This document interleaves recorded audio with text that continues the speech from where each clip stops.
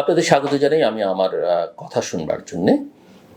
আজকে যে বিষয়টি আলোচনা করছি আমি সেটা একটু স্পর্শকাতর, সেনসিটিভ, কিন্তু আসলে এই স্পর্শকাতরতা যেটা আমরা দেখতে পাচ্ছি সমাজে, রাষ্ট্রের অভ্যন্তরে, সেটা হওয়া উচিত ছিল না। কথা বলতে চাই নারীর অধিকার নিয়ে এবং যে সংস্কারের প্রস্তাবনা আমরা দেখলাম সেটি নিয়ে, এবং এক সংকট এবং সম্ভাবনার সন্ধিক্ষণে কিন্তু এই বিষয়ে বাংলাদেশ দাঁড়িয়ে। বাংলাদেশে নারী বিষয়ক সংস্কার কমিশনের সাম্প্রতিক যে 433 দফা সুপারিশ পেশ এবং তা ঘিরে সামাজিক রাজনৈতিক প্রতিক্রিয়ার দেশকে এক নতুন প্রেক্ষাপটে এনে দাঁড় করিয়েছে। সুপারিশগুলো যেমন নারীর অধিকারের পক্ষে এক যুগান্তকারী পদক্ষেপ হতে পারে, তেমনি ধর্মীয় রক্ষণশীল গোষ্ঠী এবং রাজনৈতিক বিরোধিতার মুখে তা বাস্তবায়ন না হওয়ার ঝুঁকিও তৈরি হয়েছে।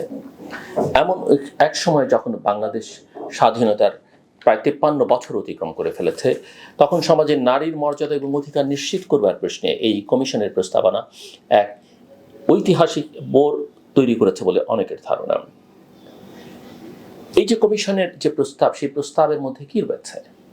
কমিশনের প্রধান প্রস্তাবনার মধ্যে রয়েছে জাতিসংঘের সিরো কনভেনশনের 2টি সংরক্ষণ প্রত্যাহার, অভিন্ন পারিবারিক আইন প্রণয়ন যা সকল ধর্মের নারীদের বিবাহ বা বিয়ে, তালাক, উত্তরাধিকার এবং ভরণ পোষণের সমান অধিকার নিশ্চিত করবে, অভিভাবক এবং তত্ত্বাবধায়ক আইন 1890, গার্হস্থ্য সহিংসতা প্রতিরোধ আইন 2010, ধর্ষণ আইন ও শ্রম আইন সংশোধন, হাইকোর্টের 2009 সালের নির্দেশনা অনুযায়ী যৌন হয়রানি প্রতিরোধে নতুন আইন প্রণয়ন করা, আইএলও কনভেনশন 189 এবং 190 অনুমোদন এবং বাস্তবায়ন, সব থানায় এবং আদালতে সহায়তা ডেস্ক স্থাপন, মাতৃত্ব এবং পিতৃত্বকালীন ছুটির নিশ্চয়তা, গণমাধ্যমের নারীর নেতিবাচক উপস্থাপন বন্ধে 2024 সম্প্রচার নীতিমালা বাস্তবায়ন, সংসদীয় আসন 600-তে উন্নীত করে এর মধ্যে 300 আসনে সরাসরি নারী নির্বাচন। এই যে প্রস্তাবনা, এইসব প্রস্তাবনার গুরুত্ব কি? এই প্রস্তাবনার গুরুত্ব শুধু নারী অধিকারের নয়, বরং তা বাংলাদেশের সংবিধান, আইন এবং রাষ্ট্র কাঠামোর এক গুরুত্বপূর্ণ সংস্কার উদ্যোগ হিসেবে বিবেচ্য। সংবিধানের 19, 27, 28 এবং 29 অনুচ্ছেদে সাম্য ও বৈষম্য বিরোধী মৌলিক নীতির উল্লেখ থাকলেও ধর্মভিত্তিক পারিবারিক আইনগুলো বাস্তবে নারীদের জন্য বৈষম্যমূলক থেকে গেছে। কমিশনের সুপারিশ করা বৈষম্য বিলোপ আইন প্রণয়ন করা হলে এই বৈষম্যিক কাঠামোর বিরুদ্ধে আইনি লড়াই করা যাবে এবং সংবিধানের সাম্যের মূলনীতি রক্ষা করা সম্ভব হবে। একই সঙ্গে রাষ্ট্রকে আরও অন্তর্ভুক্তিমূলক এবং মানবিক করবার প্রক্রিয়া এগিয়ে নিয়ে যাওয়া যাবে। এখন এই প্রস্তাব বা এই রিপোর্টের পরে সামাজিক প্রতিক্রিয়া আমরা কি দেখলাম, সমর্থন কি দেখছি, বিরোধিতা কি দেখছি, সেটির দিকে একটু নজর দিই। নারী অধিকার কর্মী, সুশীল সমাজ, আইনজীবী এবং একাডেমিক মহল এই প্রস্তাবনাকে সাধুবাদ জানিয়েছে। বাংলাদেশ মহিলা পরিষদ, নারী পক্ষ এবং আইনজীবীরা অনেকেই তাদের মতামতে এটা স্পষ্ট করেছে যে এই প্রস্তাবনা দীর্ঘদিনের দাবি পূরণের সহায়ক হতে পারে। একই সঙ্গে গণমাধ্যম, নাগরিক সমাজ, বিভিন্ন শিক্ষা প্রতিষ্ঠান এবং সচেতন নাগরিকরা এই কমিশনের উদ্যোগকে বাংলাদেশে একটি যুগান্তকারী পদক্ষেপ হিসেবে দেখছেন। অন্যদিকে ধর্মভিত্তিক দল এবং গোষ্ঠীগুলো, বিশেষ করে হেফাজত ইসলাম এবং জামায়াত ইসলামী, এই কমিশন এবং এর প্রস্তাব প্রত্যাখ্যান করেছে। তারা ধর্মীয় আইনের বিরুদ্ধে কথা বলবার অভিযোগ এনে কমিশন বাতিলের দাবি তুলেছে। ইসলামী উত্তরাধিকার এবং পারিবারিক আইনের পরিবর্তনের প্রস্তাবকে কোরআন সুন্নাহ বিরোধী আখ্যা দিয়ে 3রা মে সমাবেশে আন্দোলনের হুমকিও দিয়েছে। হেফাজত ইসলাম 3রা মে সমাবেশ ডেকেছে, আপনারা জানেন। এখন রাজনৈতিক বাস্তবতা এবং চ্যালেঞ্জ আসলে কি? কমিশনের সুপারিশে সংসদীয় আসনের সংখ্যা 600 করা এবং তার মধ্যে 300 আসনে নারী প্রার্থী নির্ধারণ করার প্রস্তাবকে অনেকে অবাস্তব মনে করছেন। তবে বাস্তবতা হচ্ছে বাংলাদেশের সংসদে এখনো নারীর প্রতিনিধিত্ব প্রায় পুরোপুরি মনোনয়ন নির্ভর, সরাসরি নির্বাচনের সুযোগ নেই বললেই চলে। এই সুযোগ আছে কিন্তু সেটার কার্যকারিতা আসলে নেই, এভাবে বলাই ভালো। এই বাস্তবতার মাধ্যমে নারীর বাস্তব রাজনৈতিক ক্ষমতায়ন সম্ভব হতে পারে অনেকে মনে করেন এই প্রস্তাবের মধ্য দিয়ে। তবে এটি বাস্তবায়নে রাজনৈতিক সদিচ্ছা, সাংবিধানিক সংশোধন এবং সামাজিক মানসিকতার পরিবর্তন প্রয়োজন। তাছাড়া নারী অধিকার প্রশ্নে রাজনৈতিক দলগুলোর দ্বিচারিতা নতুন কিছু নয়। ক্ষমতার বাইরে থাকলে তারা সংস্কারের পক্ষে কথা বলে, কিন্তু ক্ষমতা এলে সংস্কার থেমে যায়। ধর্মের এবং অধিকারের মধ্যে একটা বৈপরীত্য এখন আমরা দেখতে পাচ্ছি, বিতর্ক লক্ষ্য করছি। এই বিতর্কের মূল কেন্দ্রে রয়েছে ধর্মীয় বিধান বনাম সাংবিধানিক অধিকার। হেফাজত এবং জামায়াতের বক্তব্য স্পষ্ট, ধর্মীয় আইন অপরিবর্তনীয় এবং নারীকে সমান অধিকার দেয়া হলে তা কোরআন সুন্নাহ লঙ্ঘন করবে।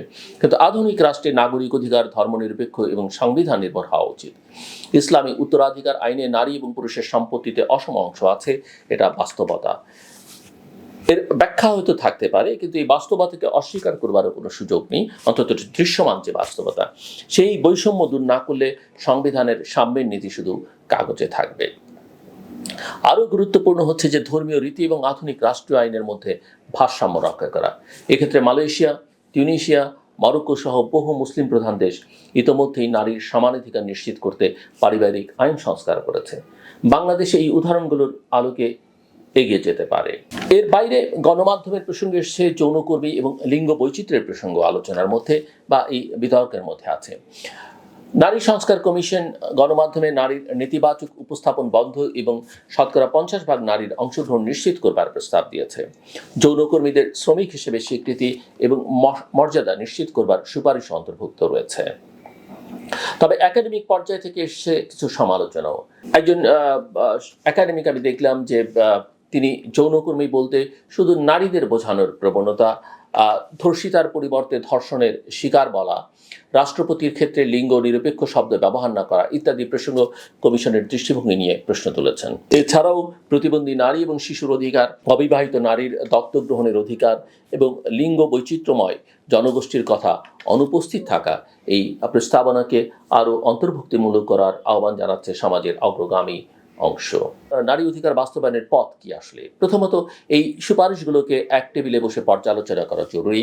রাজনৈতিক দল, নাগরিক সমাজ, ধর্মীয় গোষ্ঠী এবং একাডেমিক মহলকে নিয়ে। দ্বিতীয়ত, কোনো সুপারিশ তাৎক্ষণিকভাবে বাস্তবায়নযোগ্য, কোনগুলো দীর্ঘমেয়াদী সাংবিধানিক সংস্কার দাবি করে, এই বিভাজনটা পরিষ্কার করা দরকার। তৃতীয়ত, নারীর অধিকারের প্রশ্নে ধর্মীয় অনুভূতিকে ঢাল বানিয়ে সংস্কার প্রতিহত করবার প্রবণতা বন্ধ করতে হবে। ধর্মীয় বিধানকে সম্মান জানিয়েও সাংবিধানিক অধিকার নিশ্চিত করা সম্ভব, যদি রাজনৈতিক নেতৃত্ব সাহস দেখায়। এবং চতুর্থত, সাধারণ জনগণকে সচেতন এবং সক্রিয় করতে হবে, যাতে তারা এই অধিকার প্রশ্নে সোচ্চার হতে পারে। শেষ কথা আমি যেটা বলতে চাই সেটা হচ্ছে, এই মুহূর্তে বাংলাদেশ নারী অধিকার এবং সংস্কার প্রশ্নে এক গুরুত্বপূর্ণ সন্ধিক্ষণে দাঁড়িয়ে। একদিকে রয়েছে একটি ঐতিহাসিক দলিল, নারীর নাগরিক এবং মানবাধিকার নিশ্চিত করতে পারে। অন্যদিকে রয়েছে ধর্মীয় গোষ্ঠী এবং রাজনৈতিক সুবিধাবাদীদের বাধা। সফল সংস্কারের জন্য চাই রাজনৈতিক সাহস, সামাজিক সচেতনতা এবং সর্বোপরি নাগরিকদের সোচ্চার অংশগ্রহণ। এই কমিশনের প্রস্তাব যেন ফাইলবন্দি না হয়, যেন আবারও নারী অধিকার প্রশ্নে আমরা পিছিয়ে না পড়ি। এই হোক আমাদের সম্মিলিত অঙ্গীকার। শেষ করবার আগে যেটা বলি সেটা হচ্ছে, আসুন আমরা নারীদের সম্মান করতে শিখি। সে আপনার কন্যা হোক, আপনার স্ত্রী হোক, বন্ধু হোক, সহকর্মী হোক আর মা হোক।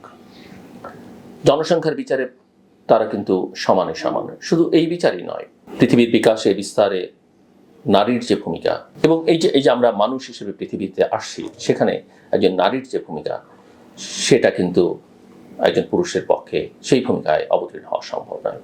কাজে আসুন আমরা তাদেরকে রেসপেক্ট করি, তাদেরকে সাহস যোগাই, তাদেরকে প্রয়োজনীয় মর্যাদা দিই। আমার কথা শুনবার জন্য আপনাদের অসংখ্য ধন্যবাদ। আপনাদের সবার জন্য শুভকামনা।